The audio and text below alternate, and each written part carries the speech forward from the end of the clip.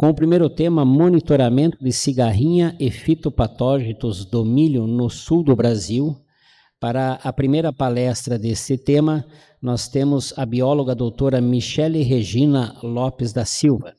Ela é pesquisadora da área de proteção de plantas do Instituto de Desenvolvimento Rural do Paraná, IAPAR-EMATER, possui graduação em Ciências Biológicas na UEL, mestrado em Microbiologia, área de concentração em Bacteriologia, doutorado em Agronomia, área de concentração em Fitossanidade e Fitopatologia. É membro da Comissão de Ética no Uso de Animais em Experimentação, presidente da Comissão Interna de Biossegurança, professora colaboradora no Programa de Pós-Graduação em Agronomia da UEL, com o IDR Paraná, atua no controle de doenças bacterianas e fúngicas em plantas e atualmente tem se dedicado ao estudo do complexo de enfesamento do milho e manchas bacterianas em cafeeiro. Então, com vocês, a doutora Michele.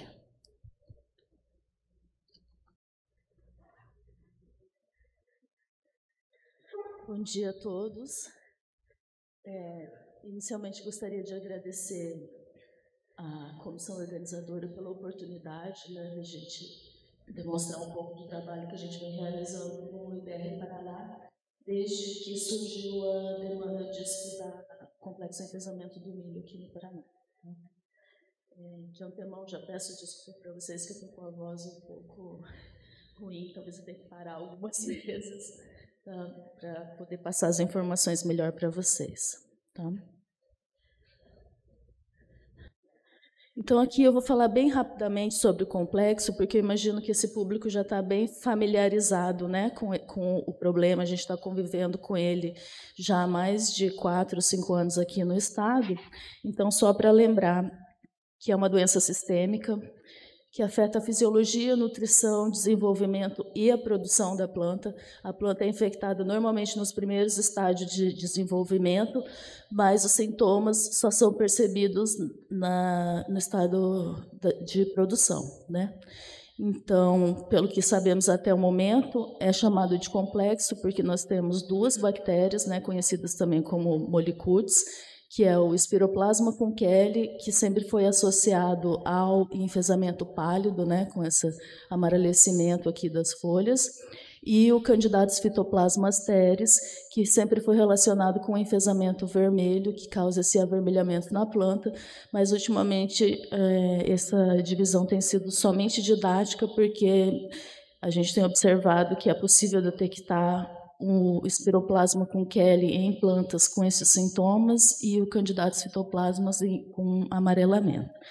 Então, a gente nem está usando muito mais essa questão de pálido e vermelho. Tá? Além disso, tem um vírus, que é o raiado fino, né, que causa a risca do milho, que começa com pontuações translúcidas e depois coalesce na forma de estrias. Tá? E o vetor da doença, a cigarrinha da Albulus maides ou a cigarrinha do milho, que não vou entrar muito em detalhes, porque depois a gente vai ter 2 palestras a respeito do controle dela, mas só vou lembrar aqui que, uma vez infectada, ela vai ter uma transmissão persistente, propagativa e circulativa desses 3 patógenos. Então, em qualquer estágio linfal que ela se contamine, ela continua infectiva, virulífera pelo resto do ciclo de vida dela. Tá? E que para cada um desses patógenos vai ter diferentes tempos de aquisição, latência, transmissão e retenção. Além disso, a gente tem um 4º candidato a participar desse complexo, né? Mais um vírus que foi publicado esse ano.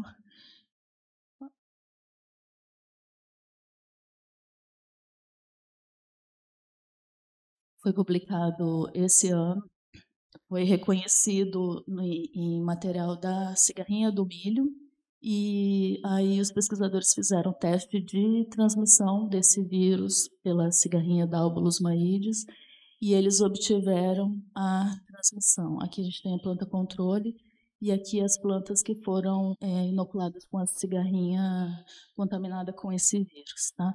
Aqui também as plantas inoculadas e aqui as plantas controle, tá? Ele é um vírus de DNA e, diferente do raiado, ele está presente em vários outros hospedeiros, várias outras gramíneas. Por sorte, até o momento, a gente não tem muita informação, mas, segundo esse trabalho, a transmissão é somente circulativa e, então, a cigarrinha fica infectiva com esse vírus durante só 8 horas. Então, por enquanto, é o que a gente tem de informação a respeito disso. Mas, como ele é transmitido pelo mesmo inseto vetor, ele pode, né, e os sintomas são muito parecidos com os do enfesamento, então pode ser que ele venha fazer parte desse complexo também. E aqui, então, trouxe para vocês um pouquinho dos sintomas, né, só para a gente relembrar. Tudo causado por desbalanço hormonal, porque a planta acaba ficando com todo o floema preenchido. Opa, desculpa. Acaba ficando com todos os vasos do floema entupidos por causa da presença dos patógenos, né? E isso vai causar desbalanço hormonal, porque não vai circular nada direito na planta, por isso que ela fica com esse aspecto enfesado e com todos esses problemas que a gente está cansado de visualizar a campo, né? Infelizmente. Então, não existe um tratamento curativo, a convivência com a doença e por meio de práticas de manejo, né, que estão relacionadas, que devem ser realizadas tanto na entre-safra, né, para eliminar o milho voluntário, na semeadura, no cuidado com o que vai ser utilizado, com os híbridos e o cuidado com as sementes, né, durante o cultivo, fiscalizando e acompanhando o desenvolvimento populacional da cigarrinha, né? E depois, na fase de pós-colheita, também o cuidado com as plantas tiguera, que servem de reservatório tanto para os 3 patógenos quanto para a cigarrinha do milho, que só se desenvolve, né? Os estudos têm mostrado até o momento que ela só completa o ciclo na planta de milho, por isso que as tigueras, então, seriam um reservatório do inseto vetor e da doença. De todas essas indicações, que a gente tem que prestar mais atenção assim, com as pontes verdes, né? Milho em idade diferente, semeados na mesma, próximos uns aos outros, faz com que a gente perpetue a doença e a cigarrinha no campo. E é só a gente andar pelas estradas que, infelizmente, a gente observa isso aqui muito, né? E seria um manejo cultural que não é tão difícil assim da gente conseguir implantar, né? É mais barato e mais fácil do que as toneladas de inseticidas que o pessoal começou a aplicar, mas tá difícil de convencer, né? A importância de acabar com essa ponte verde, né? Aqui, então, exemplos de planta tiguera no pedágio, né? No meio de cultura em sucessão, e essa foto aqui que rodou a internet, a quantidade de cigarrinhas que a gente tem aqui já nas plântulas que acabaram de emergir.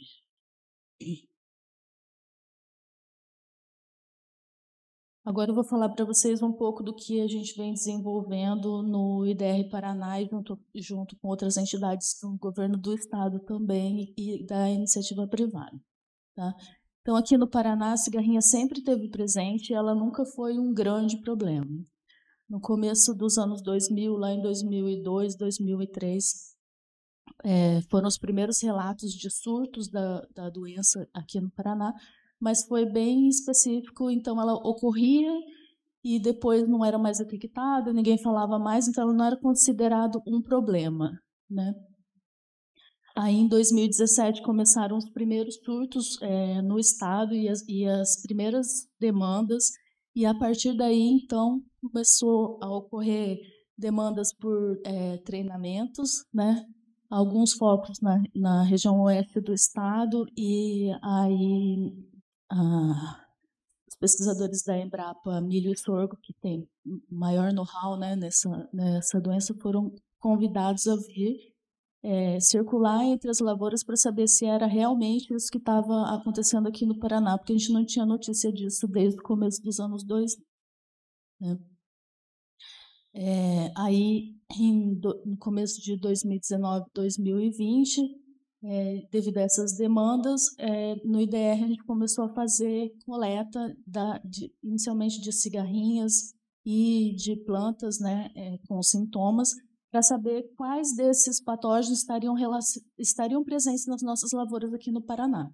Né, porque a infecção ela pode ser tanto de um patógeno só, quanto da associação entre eles. Tá? E aí, em 2019, também começou a busca por financiamento, né, porque o problema começou a ser mais forte, né, acho que todo mundo observou, e a gente via que o problema estava batendo a porta, tinha que responder aos produtores, mas não conseguia financiamento. Então, começaram as reuniões com diferentes órgãos, pessoal do governo, iniciativa privada, para a gente conseguir estudar esse pato-sistema. Tá? E aí, a partir de 2021, nós do IDR emitimos, juntamente com a ADAPAR, a primeira nota técnica, né, que era o resultado dessa primeira coleta que a gente fez aqui, na safra 19 e 20. E aí a gente observou que a cigarrinha estava presente em todo o estado mesmo, mas não foi possível fazer a detecção dos patógenos nela por causa da logística, e a gente acredita que acabou degradando o material genético, principalmente o do vírus, né, que é RNA, então é mais fácil de degradar. Então a gente só conseguiu detectar os municípios onde ela estava. A detecção dos patógenos, infelizmente, não foi possível por falta de técnica nossa mesmo, conhecimento maior e falta de uma melhor logística para conservar essas amostras. Né? Nessa nota também, a ADAPAR publicou que tinha aumentado em 900% o uso de inseticidas para combater a cigarrinha, e mesmo assim não estava funcionando. Então, a gente tinha relatos de produtores que falavam que tinham feito 10, 12 aplicações e continuava vendo a cigarrinha na lavoura. Então, nesse mesmo ano, nós fizemos algumas reuniões para solicitar as detetoras de semente que também acrescentassem nos pacotes, né, de sementes a suscetibilidade a essas doenças do enfesamento, uma carta formal. Tá? Nesse mesmo ano também foi formado um grupo estadual de trabalho para que fossem definidas as ações que a gente ia fazer diante do enfrentamento da doença no estado. Tá? E continuamos, então, fazendo coletas de amostras e de plantas somente agora, na safra e nas safrinhas, ao longo desses anos. Né? E em 2022, esse ano, depois de muita conversa, desde 2020, a gente conseguiu formar essa rede de agropesquisa, que a Ana Paula comentou por cima ontem. Né? Então, foi chamada de Programa de Rede Paranaense de Apoio à Agropesquisa e Formação Aplicada, Complexo Enfesamento do Milho. E essa chamada foi dividida em 3 eixos, né? Então, tem esse primeiro eixo, que a gente já vinha trabalhando, que é o monitoramento de cigarrinhas e patógenos do complexo do enfesamento do milho. Então, dentro desse eixo foram aprovados 3 projetos, né? Um relacionado com a armadilha luminosa para cigarrinha, com o pessoal da UEL. Outro com o monitoramento ao longo do estado da cigarrinha, que ficou com o pessoal da Universidade Estadual de Ponta Grossa. E a continuação do que a gente já vinha fazendo aqui no IAPAR, que é a ocorrência e etiologia do complexo. No segundo eixo, então, ficaram os projetos relacionados com a avaliação das reações de cultivares de milho, híbridos e variedades. Nesse eixo, então, ficaram 3 projetos aprovados, sendo 2 do IDR, né, avaliação das reações de cultivares, e o complexo como fator agravante de podridão do colmo, né, e outras doenças no estado do Paraná. E mais um aqui, o pessoal do Sesumar, relacionado com a sanidade e a composição dos grãos de milho relacionados ao enfesamento. E aqui o terceiro eixo, né, que é a avaliação da eficácia da aplicação dos inseticidas sintéticos e biológicos.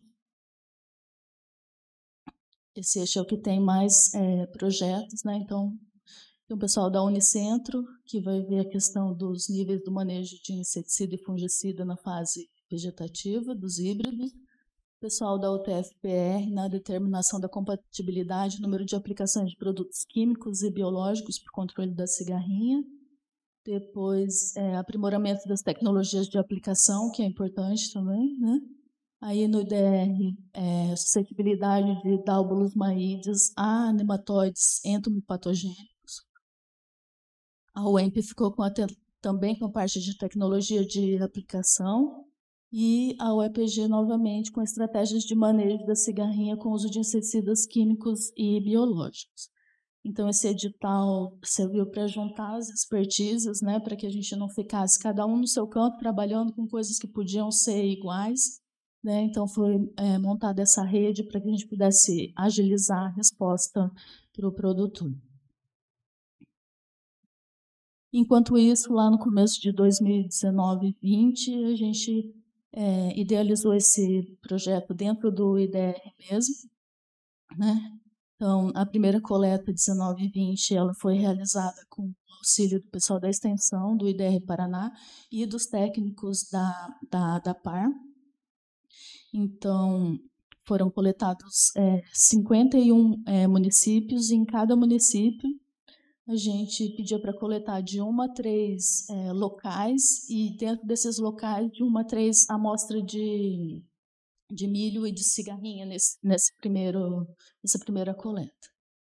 Né? Então, nós seguimos a orientação de coletar sempre nessas áreas da planta, onde seria maior a probabilidade de a gente encontrar os patógenos. Tá?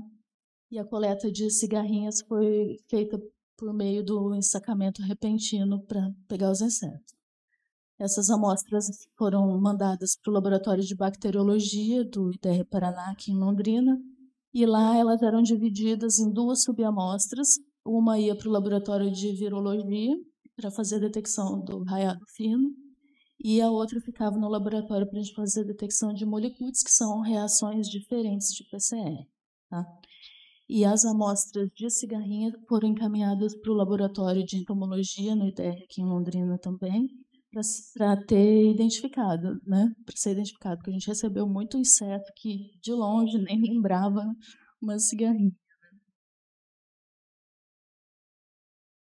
E aí, como eu falei para vocês da primeira nota lá, a gente observou que a cigarrinha estava presente em todos esses locais, somente nesses locais vermelho aqui ela não estava presente no estado. Então, 48% dos municípios a gente teve de coleta de cigarrinha. Então, uma vez que essas amostras tinham sido separadas, então elas passavam pela fase de extração de DNA ou de RNA, né?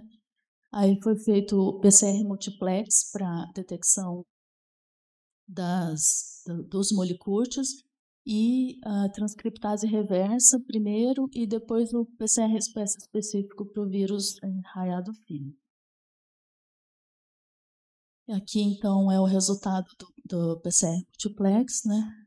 Aqui em azul a gente pode ver uma amostra contaminada com os 2 molicúrtios,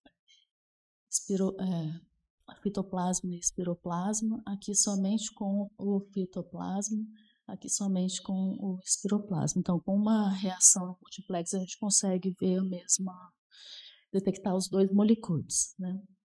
E para vírus, primeiro tem que fazer a transcriptase reversa para transformar em DNA e depois fazer o PCR específico. Tá?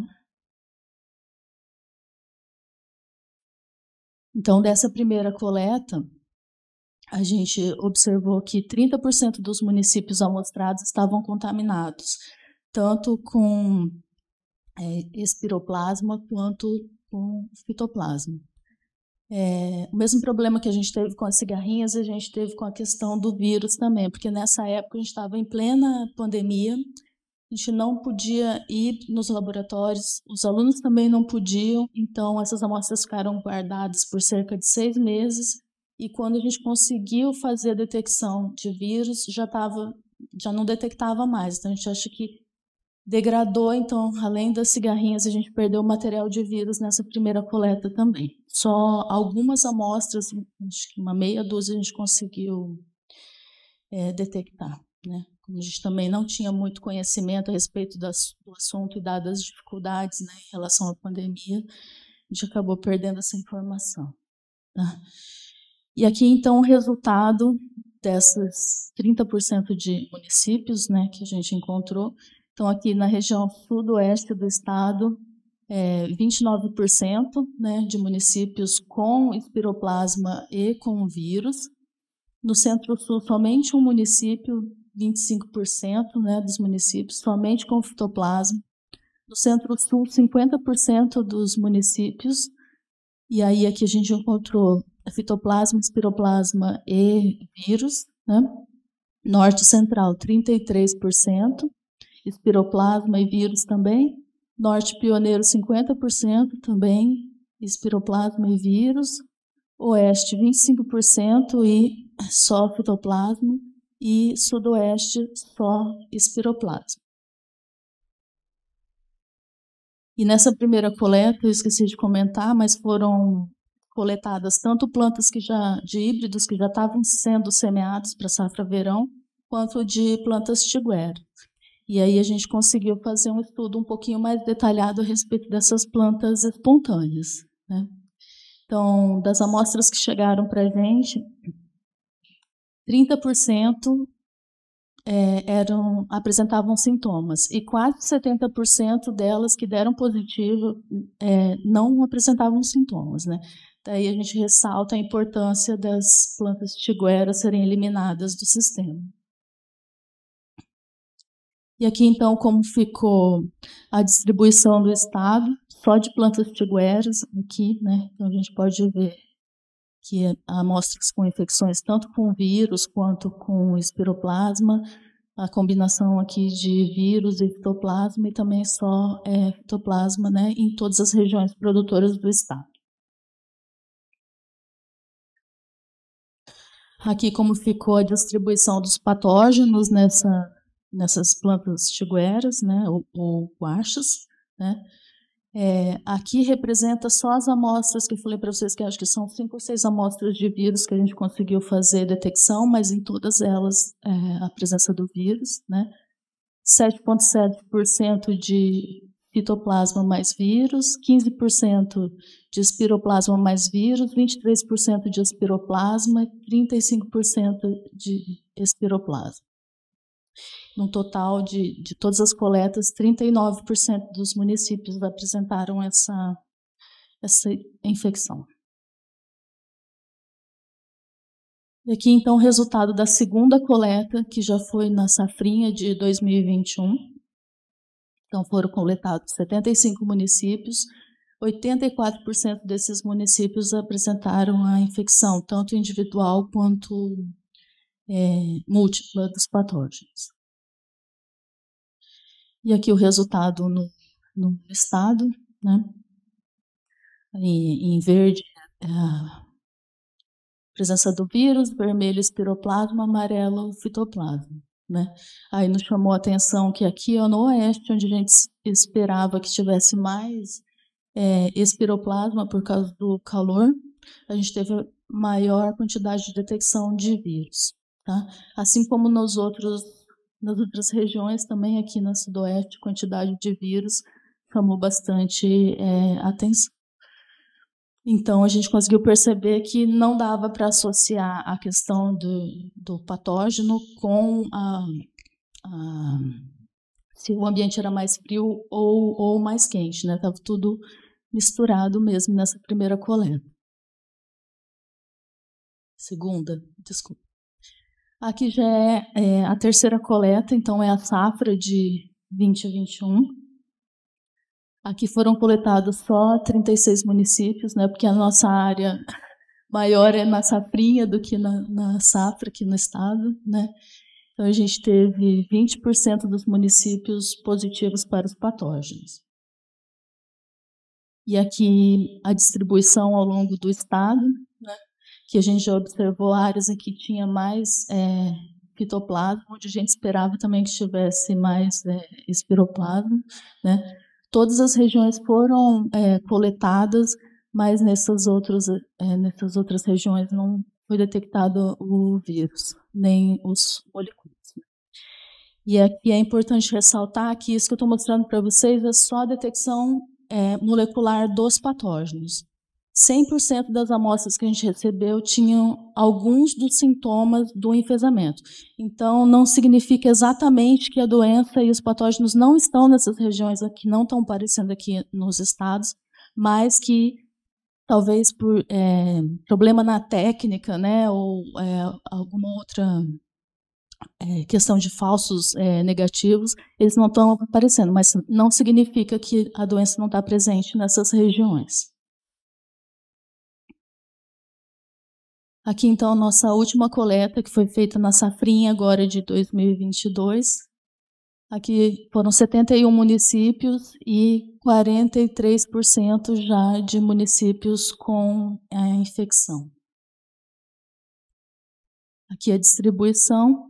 Aqui não aparece a presença dos vírus, porque a gente só conseguiu processar cerca de 10% ainda das amostras de vírus, né, por essa questão que a gente continua com problema de pessoal até conseguir contratar bolsistas e mão de obra para os projetos da rede, que vão começar oficialmente a partir do ano que vem, né? Então, aqui não aparecem os vírus ainda, né? Mas a gente vê aqui a repetição de fitoplasma na mesma região da última coleta, né? E a distribuição quase igual aqui nessas outras regiões. E aqui, em suma, o resultado do que a gente viu nos mapas, né? Então, começou aqui em safra 2021, a gente tinha 80% de detecção de espiroplasma e em torno de 20% de fitoplasma, né? E aqui aquelas amostras de vírus que eu falei para vocês que a gente conseguiu detectar. Na safrinha a gente já conseguiu ver que estava mais equilibrado, né, a presença dos 3 patógenos e distribuições pelo estado. Na safra 21 e 22, menor quantidade de detecção do vírus, né, mas quase igual à quantidade de espiroplasma. E aqui na safrinha, a última coleta, proporção quase igual dos 3 patógenos, tá? E aqui é só os 10% que eu falei para vocês que a gente conseguiu fazer de detecção do vírus ainda. Então, ainda está incompleto essa informação do vírus para essa última safrinha. Além dessa parte da detecção, a gente também começou a fazer dentro desse projeto interno, ainda antes da composição da rede de agropesquisa, a avaliação de suscetibilidade de híbridos, né? Então, a gente montou, junto com colaboradores, né, o pessoal da Integrada, da Cocamarco, Pacol, da Embrapa Milho e Sorgo e da Coamo, foram montados experimentos para fazer avaliação das principais cultivares de híbridos de milho que são plantados na região do Paraná, aqui no Paraná, em diferentes condições de solo e de clima, né? Então, aqui no IDR em Londrina, ficou acertado que assim, seriam de 8 a 10 cultivares, e se os parceiros quisessem colocar outros no mesmo manejo, eles poderiam, mas que teria que ter essas que são padrão, né? Então, aqui no IDR, a gente avaliou 27 cultivares, quer dizer, estamos avaliando ainda, né? 4 repetições de cada uma delas, então aqui a data de semeadura. A avaliação foi feita junto com o pessoal da Embrapa Milho e Sorgo, Então, na época de avaliação, eles vieram em junho, se não me engano, e foram passando em cada experimento para que as notas, né, de enfesamento na época fossem padronizadas. Tá? Na verdade, já era um ensaio para essa rede que a gente queria ver como que ia funcionar. Tá? Aí a gente avaliou aqui no dia 9 de junho, aqui no IDR, essa é a foto do dia, né? Depois a gente percebeu que 89 dias é pouco ainda, a gente tem que esperar um pouco mais para a questão das notas, né? Porque como são muitos sintomas, fica bem difícil, não dá para avaliar planta por planta, a gente não acaba avaliando por talhão, e as notas ficam muito próximas, então está bem difícil de estabelecer uma escala para avaliar a doença, né, e para poder replicar. Aqui, então, são os 8 híbridos que são comuns a todos os experimentos com os parceiros, né? Então, a gente fez a avaliação das notas, por enquanto, mas ainda estamos testando outras estatísticas para conseguir espremer esses dados, tirar informações que sejam verdadeiras mesmo, né? E depois vai ser feita a avaliação da produtividade também, tá? Mas isso vai ficar para uma próxima palestra. Então, muito obrigada.